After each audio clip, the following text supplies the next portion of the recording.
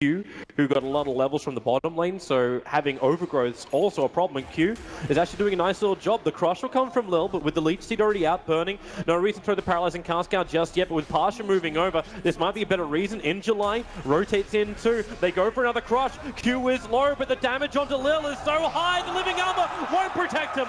Lil will get the bash in the first blood, loses his life to burning. Akram slows him down. Now the paralyzing cast, just a quick stun, allowing for the lasso with the early points of a Maledict as well. Dragonite being dragged back in through the fire. Need a little bit more damage now. No one will definitely pop. IG.V with successful smoke rotation kills off the VP mid. That was a great angle for them to gank from. They came from just about 400 net worth in front of the lifesteal in mid lane. The gank is on. SD is all there.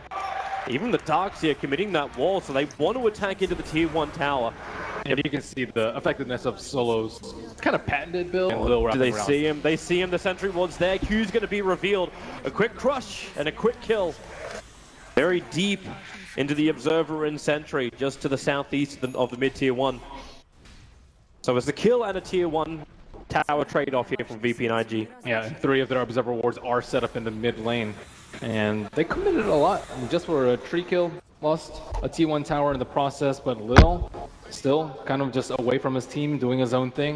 Is that teamfight timing you're talking about? Just build up to it, be patient.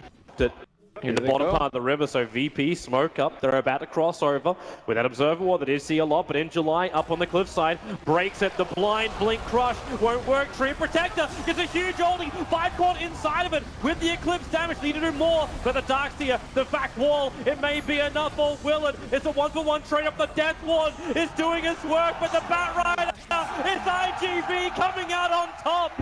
VP forced back the blink rush into work. In July is not done just yet. He wants Pasha. They need to get closer. Sakata gets in behind Solo, and with the sticky nade palm, he can't even turn fast enough. Paparazzi, a double kill for him. In July, kills off Pasha. It's a team wipe. The favorites Virtus.pro just lost everything to IG.V.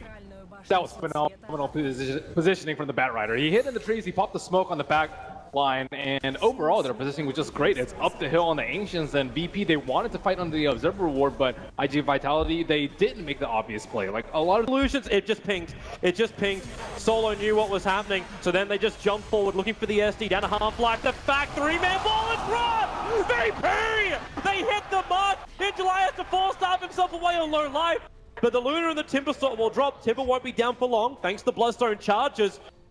The Solo's positioning, noticing the illusion, not having clear pathing, allow VP just to set up properly, but they're going to go on for Roshan. He's down low with the amplification. Chakram causing some problems, but it's still Radiant. They get the kill on Roshan. Up onto their secret shop, but now this is a little bit of a compromising position. They're on flat ground. They don't have vision behind the tower, so this could be a maneuver for Bat Rider to Firefly through the top side, which they're actually maybe kind of expecting with Lifesteal's positioning. Here it comes in July, jumping around the back. The Firefly vision sees Pasha with a jump forward. He found the real DK. No one dragged in with the Eclipse. No one so low. Gets his BKB up at the back wall.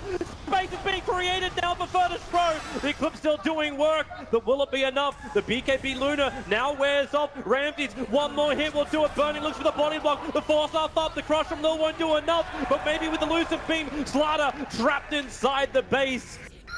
They're just chasing him in deeper. IG.V down to just a few heroes, but it's VP who assault into that tier 3 tower. Lil has managed to go on for a long wander straight past the fountain, past the tier 4 towers, and out through the bottom of the base. He'll rejoin the rest of his teammates in a bit. The Virtus.pro making the most of the time they've got. Bring down the tier 3 tower, now into the melee racks as well. IG.V, they just don't have the defense against it. Wow, no one was so close to dying at the beginning of the fight, which would have been a completely different story. And again, they get a huge vacuum. And once again, these TPs look for that Bat Rider initiation. No one's low, caught inside the chakra, as Luna mops up the rest of the wave. But all this chip damage doesn't mean that much if IG.V can hold, because you've still got the living armor. So it's not a kill push here from Virtus.pro. They'll back up. Remember, they were still waiting for Roshan, and Roshan's a lot. Pop out, but this is not good positioning from them, and one Observer Ward, D Ward. They still have another one, but it doesn't catch sight of any of IG.Vitality. IG's looking back into Roshan. Now, Injuli didn't go just far enough to the side to see the observer ward. Now, with this flight, he will actually see the obs ward. So, VP are going to have a very dark map. 2 wards, they have a dire observer ward on the hillside. Yeah. Now, there's no flying vision in that area. So while no one does actually have a gem, yeah, another traitor. There's plenty more where that came from. And I see no smokes in either team's inventory. Now, VP can wait. Look at top lane. IGV have to go back to defend this unless they want to lose tier 4 towers. The BTs really need to come on that Timbersaw. So he can be that defense, but instead up on the hillside. This is doing so much work for IGV. They know where VP is moving. They can reposition for it. So they send a Timbersaw in to start with. Living Arm was already up, so he tanked up a lot of that damage. Forced up out. Now the back of 3-man wall. Overgrowth needs to create a little bit of space as DK locked in position with that lasso, but now he breaks free and does his damage to Q. Paparazzi can't attack fast enough. He'll go down, and without the Luna, IGV must be in full retreat, or will they? The Timbersaw isolated now. IGV, they've still got extra support with the Blink Crush from Lil. It keeps the Witch Doctor out. Burning will get instantly evaporated, and in July, the last man left standing, but he will not stand for long as they surround him for the death parade. Team wipe in favor of Virtus.pro. Now they can take Roshan and maybe more. Now they are just so darn tanky that they're definitely able. Does not have an MKB just yet. And also the Manta illusion from the lifesteal also take up those flips. Sakata thought he had it. Q jumps in, throws the ulti out. The DK's low, but he can just toggle through it. They lose another 2. Fighting before the Luna is back up and running. And this may be VP's ticket to actually gain megas. And in fact, they just get the GG call. IGV had nothing else to defend with. Virtus.pro take game 1.